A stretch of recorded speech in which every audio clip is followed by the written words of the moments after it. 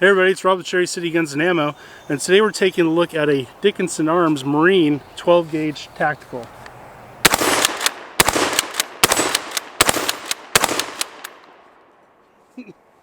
Stick around. Alright, once again we are looking at the Dickinson Arms Marine 12 gauge tactical. It's a pump action 12 gauge shotgun. Has an interesting little stock on it. It's got a little bit of a pad on it, but it's 12 gauge, so it still kind of rocks you a little bit. It's got this shell holder built into the stock, and I will say I really like the feeling of this pistol grip. It's got the nice finger grooves in it, and it's like a real sticky rubber.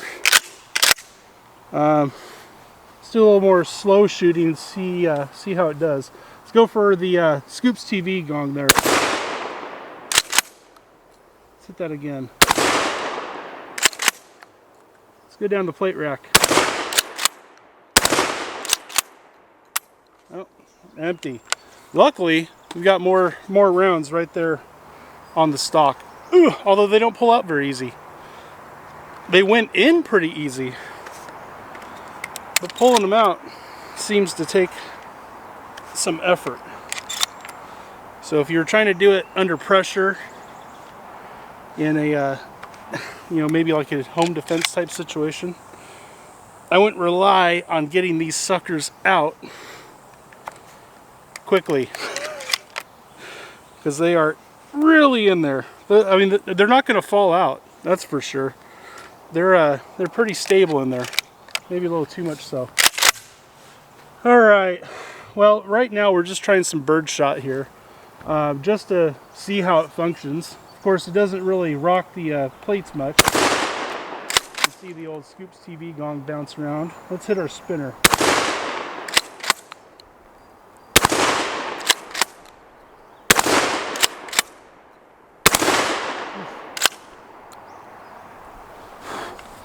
Well, I'll tell you, that stock doesn't do anything for you when it comes to recoil. The recoil is stout, but it's got some interesting feature. It's got a ghost rear sight with a protected front fiber optic. It does look like you could take this off, and it's got just a typical standard dovetail there on the back. You do have a short chunk of rail on the fore end.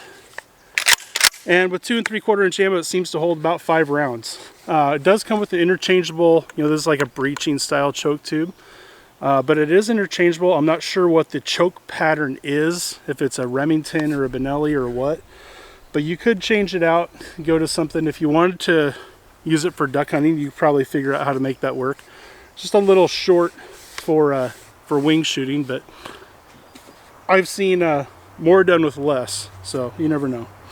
I'm going to go load this up with some buckshot, and then we're going to load up some number 5 shot and see how that does. But so far, so good. Alright, we got it loaded up with some 2 3/4 inch double-aught buck. Let's see how it does with that.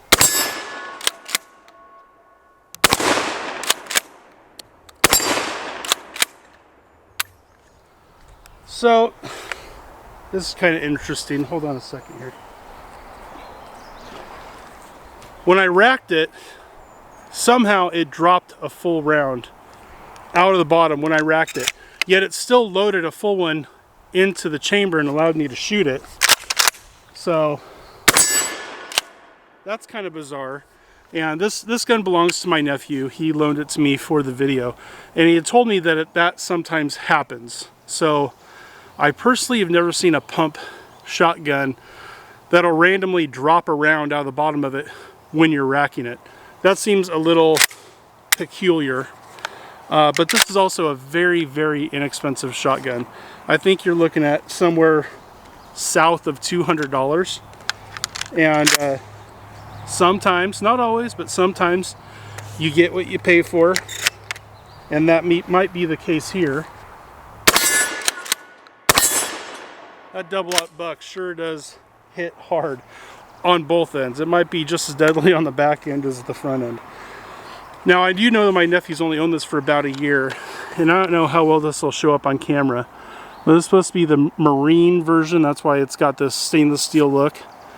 but it's definitely not stainless steel. I don't know how you can see all the weird little imperfections in the finish there. And it's never been outside in the rain. It's always been stored properly, and the finish just seems to be kind of going to crap on it. And that might just be because it's an inexpensive shotgun. This did come out of Turkey, like a lot of cheap shotguns you're seeing nowadays. Most are being made in Turkey. Your button for unlocking the pump is way up here, which makes it really inconvenient. Even with my long hands, I cannot reach it.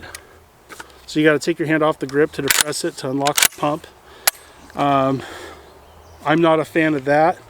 I also don't like this cross bolt safety. It's so far back and it's kind of tucked in there. It's kind of like hard to get to. I'm not a big fan, to be completely honest with you. And but I mean, if that's what your budget will allow, you could set this up for home defense and do okay. You just might drop a couple live rounds out of the bottom as you're racking it, which kind of decreases your capacity. But yeah, I mean, it is what it is. It's cheap, and sometimes you get what you pay for. Personally, I would not probably buy one, but you got to make the decision that's right for you. Anyway, thanks for watching the video. It was a short one because I don't really have a lot to say about it. But yeah, thanks a lot for watching, and we'll see you on the next one.